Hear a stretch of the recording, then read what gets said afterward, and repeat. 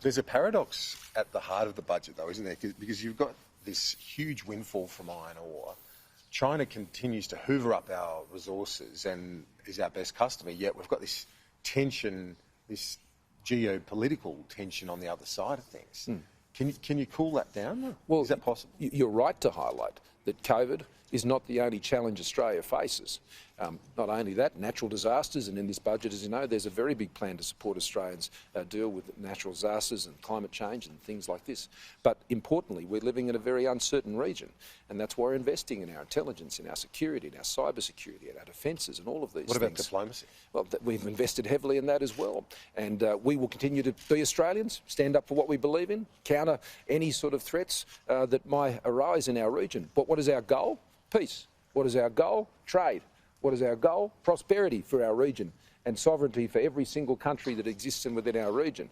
And at the end of the day, we'll always stand up for a liberal democratic principle. We'll always stand up for a world order that favours freedom.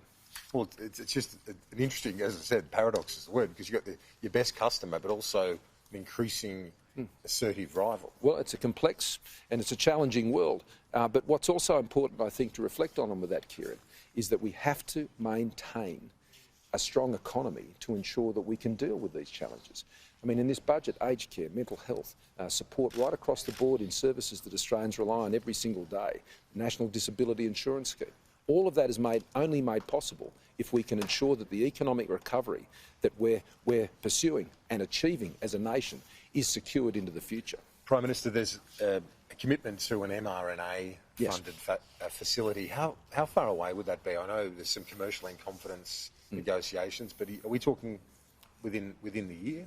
No, look, I think those sort of capabilities are very significant ones. I mean, a year ago, mRNA vaccines are being used as vaccines more broadly. It was almost seen as science fiction, and here we are a year later. And so in this budget, and mRNA vaccines, this won't just be important for COVID. This will be important for vaccines more generally, right across the spectrum. And so we will establish that capacity here in this country. We will do it as soon as we possibly can. We already, as a priority, put in place the vaccination capability manufacturing here in Australia that is ensuring that more than 10% of our eligible adult population is vaccinated right now. We're not relying on those overseas vaccines for AstraZeneca, and importantly, we'll be moving to ensure that Australia has a sovereign capability on mRNA vaccines, but a sovereign capability across a whole range of secure supply chains that is needed to drive our economy into the future. Prime Minister, just finally, the one cut that I did notice in the budget is for foreign aid. Given we are one of the wealthiest countries in the world, and as you rightly said, this is a V-shaped recovery, we're doing great. Why don't we turn our attention more to foreign aid? We're the third lowest in the OECD, according to analysis done in the last couple of weeks by the Development Assistance Committee at the OECD. Well, we continue to increase our support. We continue to increase our support. Shouldn't we be more generous? But particularly we're doing that here in our region. I mean, what we've done in our foreign aid budget is we're focused here on our Pacific family. We're focused on vaccinations here and supporting their capacity to deliver those vaccinations. We're focused on Papua New Guinea, on Indonesia, on the ASEAN countries of our region. I've been in constant contact with leaders across particularly our part of the world, and all of them are incredibly appreciative of the strong role Australians play, particularly here in our region.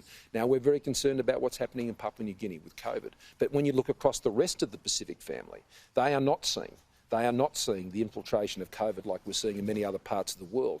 And that is in significant part because of the ongoing support that we're providing.